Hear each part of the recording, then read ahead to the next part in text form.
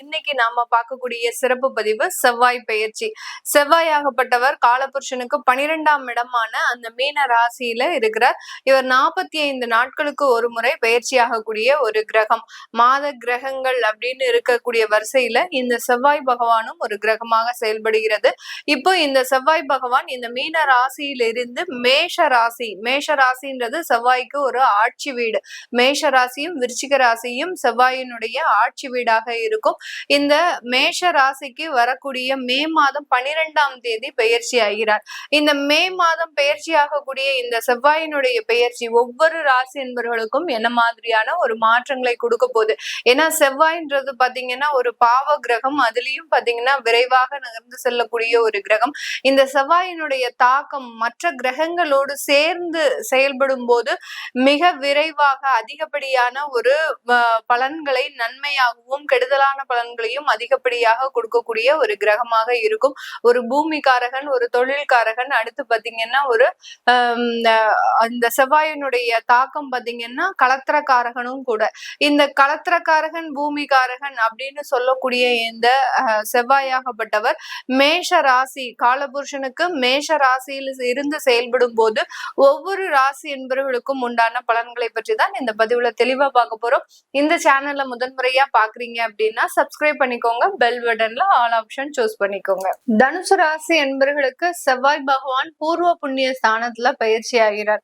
பூர்வ புண்ணியாதிபதி உங்களுடைய ராசிக்கு 5ஆம் இடத்திலேயே பயிற்சியாகி வர்றது மிகப்பெரிய ஒரு வாழ்க்கை மாற்றத்தை கொடுக்கக்கூடிய ஒரு நேரமாக தான் இருக்கும். ஏன்னா இந்த விரய ஸ்தானாதிபதியும் கூட அந்த செவ்வாய் இந்த தனுசு ராசி என்பவர்களுக்கு பொதுவாகவே பாத்தீங்கன்னா செவ்வாயினுடைய தாக்கம் எந்தெந்த இடத்துல எல்லாம் இருக்கும் அப்படின்னு கேட்டீங்கன்னா, இவர்களால பூர்வீக சொத்துக்களை அனுபவிக்க முடியாது. அப்படியே பூர்வீக சொத்துக்களை அனுபவிக்கணும் அப்படின்னு நினைச்சா கூட அந்த இடத்துல வழக்குகளை சந்திக்கக்கூடிய ஒரு அமைப்பு அப்படின்றது இந்த தனுசு ராசி என்பவர்களுக்கு இருக்கும். அதுதான் அந்த இடத்துல விரையாதிபதி அப்படின்றது செயல்படுறார். இந்த தனுசு ராசி என்பவர்களுக்கு செவ்வாய் பகவான் இவர் 5ஆம் இடத்துல இருந்து கொண்டு இவருடைய 4ஆம் பார்வையாக உங்களுடைய 8ஆம் இடத்தை பார்வையிடுகிறார்.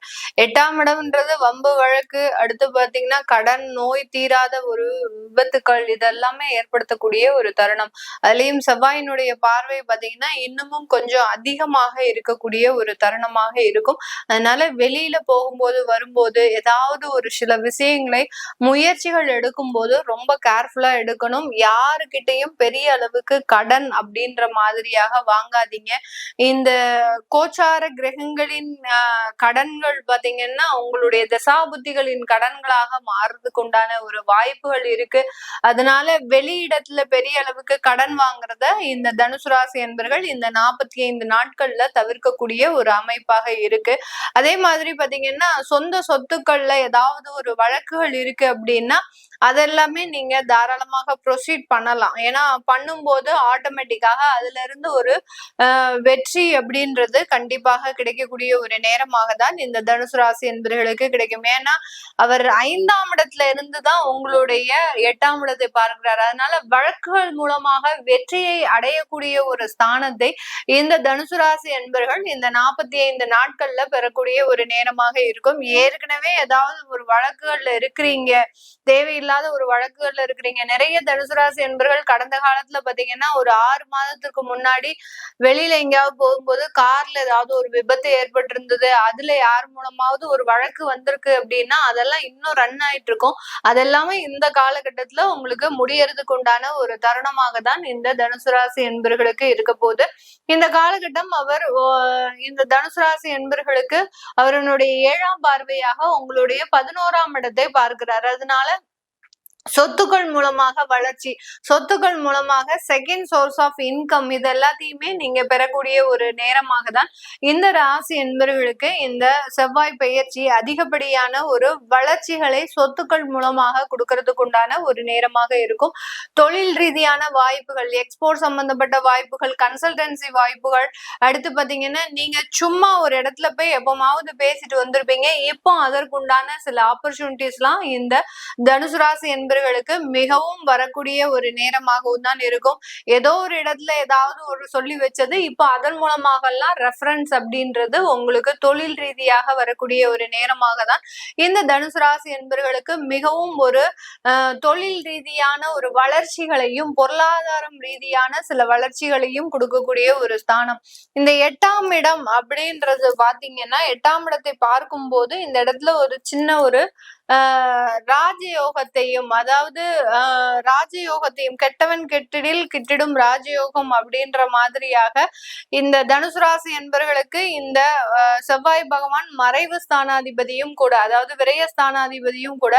அந்த விரயஸ்தானாதிபதி 8ஆம் இடத்தையும் பார்க்கும்போது சில இடத்துல உங்களுக்கு சில அதிர்ஷ்டங்கள்லாம் வர்றதுக்குண்டான ஒரு வாய்ப்புகளும் கிடைக்கும். எந்த இடத்துல நீங்க வேலை கிடைக்காது அப்படின்னு நினைச்சீங்களோ அந்த இடத்துல திடீர்னு உங்களுக்கு வேலை கிடைக்கும். அந்த இடம் கிடைக்கும் போது அதை யூஸ் பண்ணிக்க முடியாத ஒரு சூழ்நிலையிலையும் இந்த தனுசு ராசி என்பர்கள் முழுமையாக இருக்கக்கூடிய ஒரு தருணம். அதனால வாய்ப்புகள் வரும்போது பயன்படுத்தக்கூடிய ஒரு சூழ்நிலையில தான் இந்த தனுசு ராசி என்பர்கள் இந்த 45 நாட்கள்ல இருக்க போறீங்க.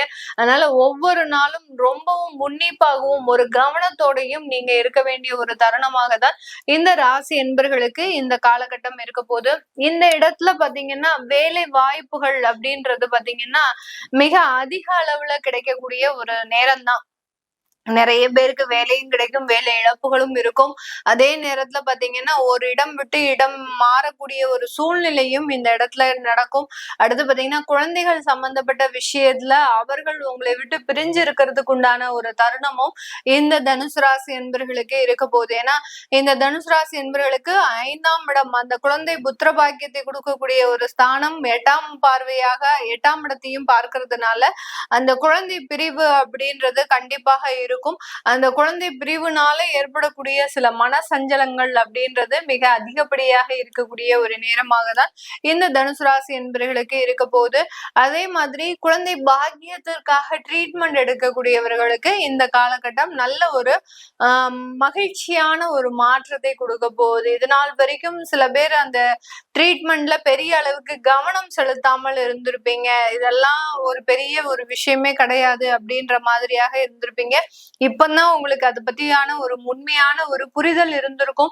அதற்குண்டான சில முயற்சிகள் நீங்க ஈடுபடுவீங்க. அது ஒரு நல்ல ஒரு பாசிட்டிவான ஒரு விஷயத்தை இந்த தனுசு ராசி என்பர்களுக்கு குழந்தை ரீதியான விஷயத்துல நல்ல ஒரு சேஞ்சஸ கொடுக்கும். ஒரு இடத்துல குழந்தை பிரிவு இருந்தாலும் குழந்தை பாக்கியம் இல்லாதவர்களுக்கு அந்த குழந்தை பாக்கியத்தையும் கொடுக்கக்கூடிய ஒரு அமைப்பை இந்த செவ்வாய் பெயர்ச்சி இந்த தனுசு ராசி என்பர்களுக்கு முழுமையாக கொடுக்க போகுது. இது எல்லாமே நம்ம கோச்சார நிலவரப்படி பலன்களை கணிச்சு சொல்லி இருக்கிறோம். இந்த காலகட்டம் இந்த ராசி என்பர்களுக்கு ராகு அல்லது குரு திசை நடக்கக்கூடிய ஒரு நேரமாக இருக்கும்.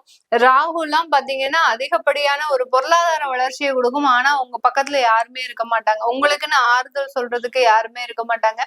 குரு திசை அப்படின்லதான் பாத்தீங்கன்னா தொழில் செய்ய முடியாத ஒரு காலகட்டங்களாக இருக்கும். குரு திசை எல்லாம் வந்துருச்சு அப்படின்னாலே பாத்தீங்கன்னா தொழிலுக்கு ஒரு தகுந்த ஒரு தசா புத்தி குரு திசை கிடையாது. எல்லா இடத்துலயும் ரொம்ப அட்வைஸ் பண்ணிக்கிட்டே இருப்பீங்க. ஆனா உங்களால உங்களுடைய தொழிலை செய்ய முடியாத ஒரு சூழ்நிலை அப்படின்றது கண்டிப்பாக இருக்கும். இந்த மாதிரியான திசா புத்திகள்ல உங்களுக்கு எந்த மாதிரியாக இந்த செவ்வாய் பயிற்சி ஒரு இம்பாக்ட கொடுக்க போகுது உங்களுடைய லைஃப்ல அப்படின்னு பார்க்கணும், தெரிஞ்சுக்க விருப்பப்படுறவங்க கீழே இருக்கிற நம்பருக்கு வாட்ஸ்அப்ல அப்பாயின்மெண்ட் வாங்கிக்கிட்டு நீங்க கன்சல்ட் பண்ணிக்கலாம். உங்களுடைய குழந்தைகளுக்கு ஜாதகம் எழுதணும், நியூமராலஜி படி பெயர் வைக்கணும்னு நினைக்கிறவங்களும் கீழே இருக்கிற நம்பருக்கு வாட்ஸ்அப்ல மெசேஜ் அனுப்புங்க. அதற்குண்டான விவரங்கள் தெரிய வரும். உங்களிடமிருந்து விடைபெறுவது உங்கள் ஆஸ்ட்ரோ பூர்ணா. நன்றி, வணக்கம். குரு பகவான் 1/6/2026 மிதுனத்துல இருந்து கடகத்துக்கு பயிற்சியாகி கடகத்துல உச்சம் பெற்று அமர்றார். அதுக்கும் மேல அவரோட உச்ச பார்வை 5, 7, 9 நிறைய ராசிகளுக்கு எக்ஸ்ட்ராடினரியான நற்பலன்கள் கொடுக்க போகுது. அந்த மாதிரி உங்க ராசிக்கு என்ன மாதிரி நற்பலன்கள் கொடுக்க போகுது நேரத்தை வீண் பண்ணாம சட்டன் பார்த்துட்டு வாங்க. தனுசு ராசி என்பர்கள், எங்களுக்கு இந்த குரு பயிற்சி எப்படிமா இருக்கு? குரு பயிற்சியாவது நல்லது செய்ய போதா அப்படின்னா குருனோட பார்வை நல்லது செய்ய போதுமா? என்ன குரு பயிற்சினால பெனிஃபிட்ஸ் எங்களுக்கு அப்படின்னு ஃபர்ஸ்ட் விஷயம், நீங்க அர்த்தாஷ்டம சனியில இருக்கீங்க. அர்த்தாஷ்டம சனி ஆரம்பிச்சதுல இருந்தே நிறைய தனுசுக்கு வந்து பாருங்க, குடும்பத்துல சனி பகவான் ஏகப்பட்ட கும்மி அடிச்சாரு. பிள்ளைங்க கிட்ட பிரச்சனை, மனைவி கிட்ட பிரச்சனை, மாமியார் கிட்ட பிரச்சனை, மாமனார் கிட்ட பிரச்சனை, இப்படி ஒரு பிரச்சனை மட்டுமே நாங்க பார்த்தோங்க. கையிருப்பு நானே ஏதோ குருவி சேர்க்கிற மாதிரி கொஞ்சம் சேர்த்து வச்சிருந்தேன். என் புருஷன் புடுங்கி அவங்க அம்மா கிட்ட கொடுத்துட்டாரு. பெருசா எனக்கு அதுல இருந்தே எனக்கும் எங்க வீட்டுக்காருக்கும் பெரிய சண்டை அப்படின்ற மாதிரி ஒண்ணு ஓடிட்டு இருக்கு. அதே மாதிரி பார்த்தீங்கன்னா, வேலை செய்ற இடத்துல என் கூடவே நட்பா 15 வருஷமா அவ ஃப்ரெண்டு. ஆனா, அவ பெரிய துரோகி ஆயிட்டா. அவ ரொம்ப நாளா துரோகியா தான் இருந்திருக்கா. இப்ப தான் சனி எனக்கு காமிச்சு குடுத்துறாரு. ரொம்ப நாளா சாமி அவ கிளி இல்ல. அவ வந்து பார்த்தீங்கன்னா, கோட்டான் அப்படின்றத காமிச்சு குடுத்துட்டார். அப்படின்ற ஒரு அமைப்பு. அதுக்கும் மேல வந்து பார்த்தீங்கன்னா, ஹெல்த் இஷ்யூஸ் ரொம்ப ரொம்ப ஹெல்த் இஷ்யூஸ்னால எலும்பு வலி, முட்டு வலி, இடுப்பு வலி இதனால நெறைய தனுசு ராசி அன்பர்கள் கஷ்டப்பட்டீங்க, கவலைப்பட்டீங்க. சமுதாயத்துல ஏதோ ஒரு விதத்துல அசிங்கத்த சந்திச்சீங்க. இது எல்லாத்துலருந்தும் வெளிய வர போறீங்க. காரணம் என்ன அப்டின்னா, குருவினுடைய உச்ச பார்வை 9ஆம் பார்வை சனி மேல படியுது. அர்த்தாஷ்டம சனியாவே இருந்தாரோ, அவரு உங்கள கெடுக்க மாட்டார் சாமி. அவரு பாட்டுன்னு அவரு வேலைய செய்வார். நம்ம பாட்டுன்னு நம்ம வேலைய செய்யலாம். இதுதான் சந்தோஷம்.